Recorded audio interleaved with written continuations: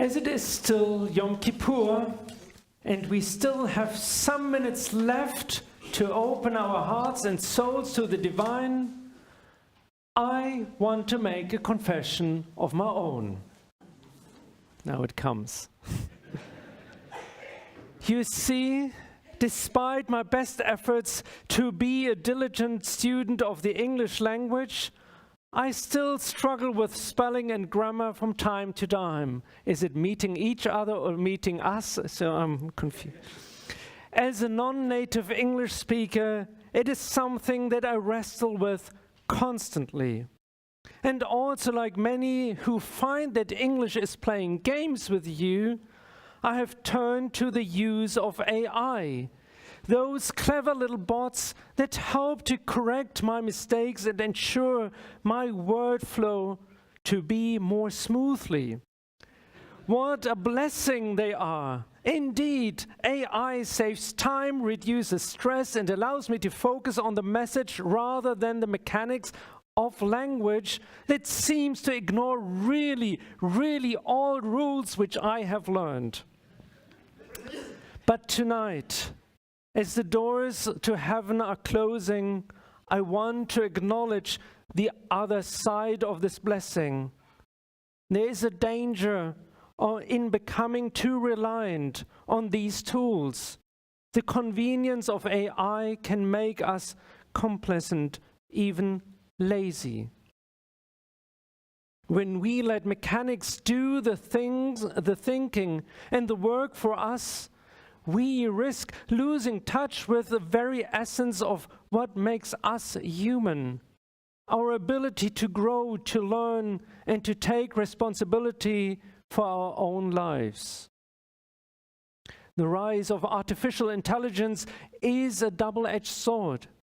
On the one hand, it offers us incredible opportunities to enhance our lives, to overcome obstacles, and to push the boundaries of what is possible. But on the other hand, it poses a subtle yet significant risk. The risk of becoming passive observers in our own lives, letting the technology make decisions for us, solve our problems, and even thinking on our behalf. Rabbi Ed Feinstein, a rabbi I have cited many times before, has with his writings more than once reminded me of the importance of personal responsibility in the modern world. He teaches us to be active participants in our own lives, to take charge of our destiny, and to be creators of goodness and justice in the world. He says, the Torah doesn't ask us to wait for God to act in our lives, but to act in our lives in the way of God, and to be God's partner in the work of creation to bring about justice, love, and peace. Quote end. This is a profound teaching, especially in the age where technology offers to take the reins of our daily tasks. The other day I listened to a discussion on LBC about the initiative driven by the animal protection organization PETA, demanding that the police should use robots instead of dogs for their canine units. They say, it would be the ethical way to do things now. They said, I was puzzled by the idea, which ethics? What about the deep connection between the animal and the one who leads the dog? A connection driven by instinct that is hard to describe, but in my experience, much more humane than an algorithm ever can be. What happens when we allow AI to do too much for us? I fear that we may find in the pursuit of efficiency and convenience that we have surrendered our power to create, to innovate, and to be fully present in the world around us. A tale tells the story of a man who spent his entire life waiting for the Mashiach, the Messiah, to come and redeem the world. Every day he would stand at his window gazing out of at the horizon, waiting for the moment when the world would be transformed and all would be made right. One day, a wise elder passed by and asked the man, "What are you doing?" And the man replied, "I'm waiting for the Mashiach. When he comes, he will fix everything that is broken in the world." The elder looked at him with a mixture of pity and wisdom and said, "Why are you waiting? Don't you know the world is waiting for you to be the Messiah? Go out and make the changes that you long to see. Don't wait for someone else to do the work that God has entrusted to you." This tale speaks volumes about the temptation to wait for external forces, whether divine or technological, to solve our problems. But Judaism teaches us that the real work of Tikkun Olam, repairing the world, is in our hands. It is upon us to be the agents of change, to take responsibility to our actions and to bring about the redemption we seek. The Kol Nidrei prayer from the beginning of our Yom Kippur journey is a reminder of this sacred power, the sacred power of words. Words spoken, written, and even thought. The vows we annul are symbolic of our commitments we have made and going to make, and the power we have to shape our destiny through our choices and actions. Teshuvah, repentance, tzedakah, charity, and tefillah, prayer, so central to Yom Kippur, are not just passive acts, they are active processes that require our full engagement. Yes, we could ask AI to analyze our actions and to compare them with the teachings of our traditions. Perhaps it is even a good business idea, just to say. But actually, Teshuvah calls us to return to our true selves, to reflect deeply on our actions, and to take responsibility for our mistakes by ourselves. It is not enough to rely on technology to correct our errors. We must engage in the hard work of self-examination and personal growth.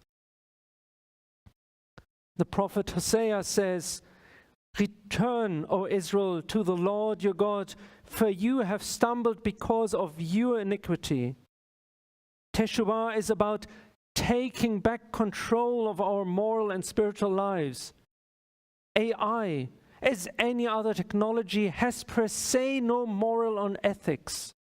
It does what we want it to do. Tzedakah, often translated as charity, goes beyond simply giving money. It is about justice, righteousness, and taking action to address the inequalities and injustices in our world. AI can provide us with data and insight, but it cannot replace the human compassion and empathy needed to truly connect with those in need. As Rabbi Feinstein puts it out, tzedakah is the act of making right what is wrong in the world. It is a call to each of us to take responsibility for the welfare of others. And lastly, tefillah, our prayer, is our connection to the divine. It is a time to reflect, to seek guidance, and to find strength. In an age of instant gratification, where AI can predict our desires before we even articulate them, prayer is a reminder that not everything can be outsourced or automated.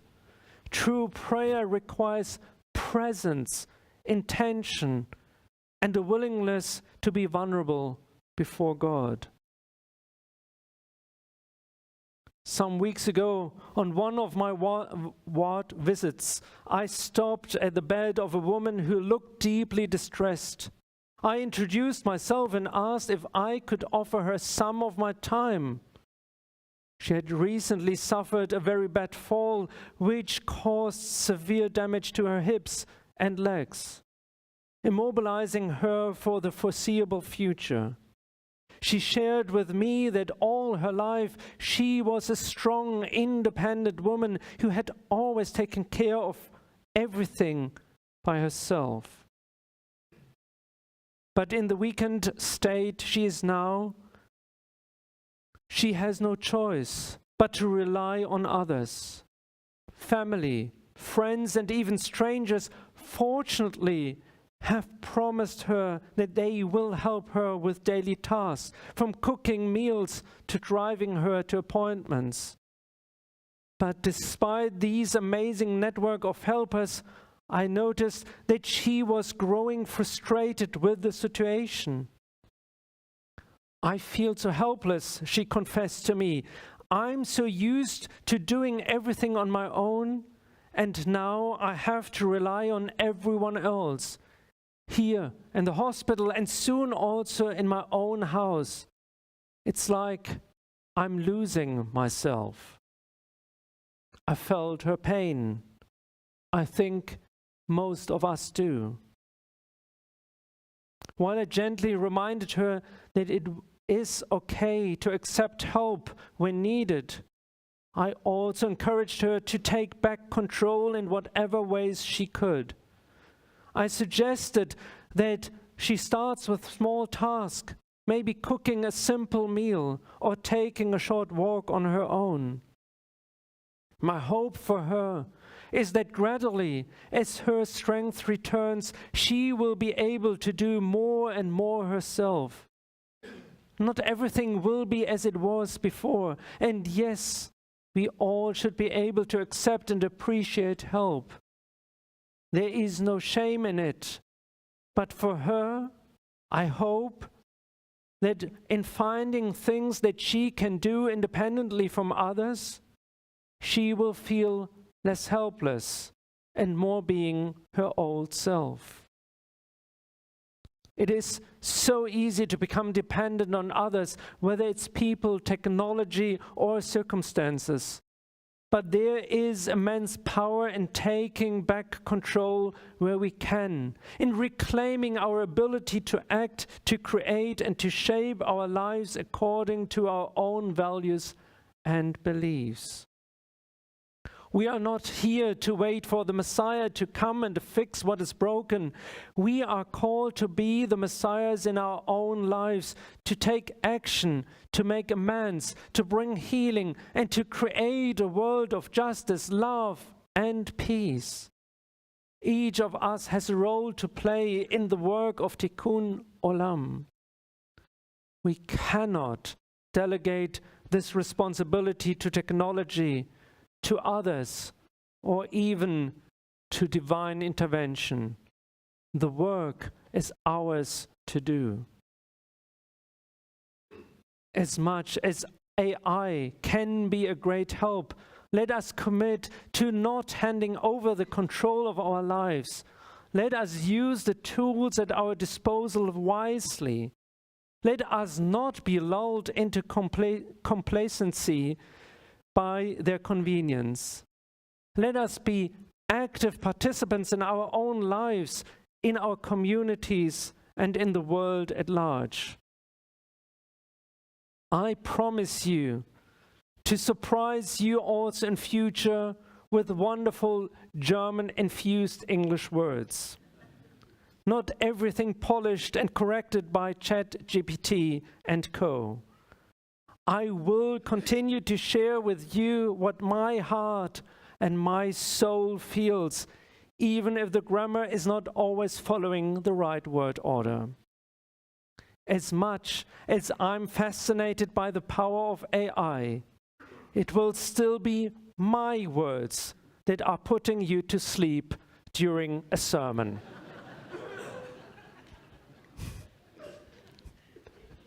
May we all be inscribed and sealed in the book of life for a year of health, happiness, and peace. Gemar Chatima Tova.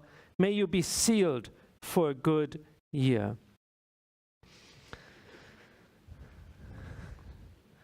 And so let's